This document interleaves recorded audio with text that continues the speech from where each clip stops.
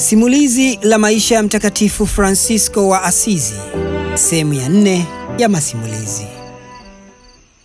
Fransisko polepole alianza kupata ndugu waliopenda kujiunga naye katika mtindo wake wa maisha.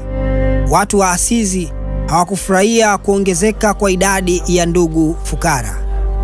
Walikuwa tayari kumsamehe Fransisko kwa muda alipokuwa peke yake, lakini walipoona vijana wengine wanajiunga naye, walianza kuona wasiwasi wa kupata kundi la vijana omba mitaani.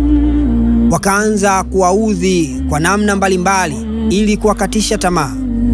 Licha ya changamoto walizokuwa wanapitia, Fransisko aliwatia moyo na kuwahimiza wamwamini na kumtegemea zaidi Mungu katika yote. Walipofika kwa Papa hawakupokelewa vizuri kwa sababu ya muonekano wao wa kifukara, na walizaniwa ni kati ya makundi ya kizushi yaliyokuwa yanajitokeza kwa kasi nyakati zile. Askofu wa Asizi, Guido, aliyemfunika Fransisko kwa joho lake alipovua nguo na kumkabidhi baba yake hadharani, alikuwa mjini Roma.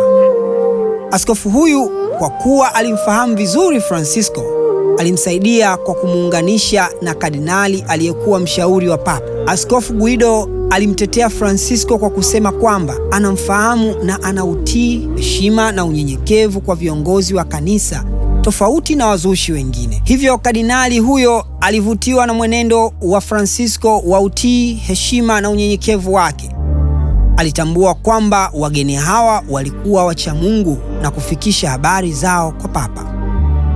Akakubali mwongozo wa kanuni yao ya mwaka 1209 kwa mdomo bila maandishi. Kanuni hiyo ya mwaka 1209 ndiyo msingi wa kanuni ya mwaka 1221 na ya mwaka 1223 ya Mtakatifu Fransisko. Papa Innocent wa III alitambua kuwa Mungu amemuita Fransisko wa Asizi pamoja na wafuasi wake kuliokoa kanisa kutoka katika upotovu wa kiroho kwa kuyarudia maisha ya kiinjili. Fransisko aliwakumbusha daima ndugu kuwa waaminifu kwa maisha yao ya kiinjili.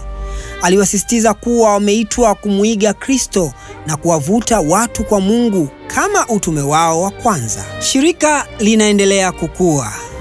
Usikose sehemu ya 5 ya masimulizi ya maisha ya Mtakatifu Fransisko wa Asizi.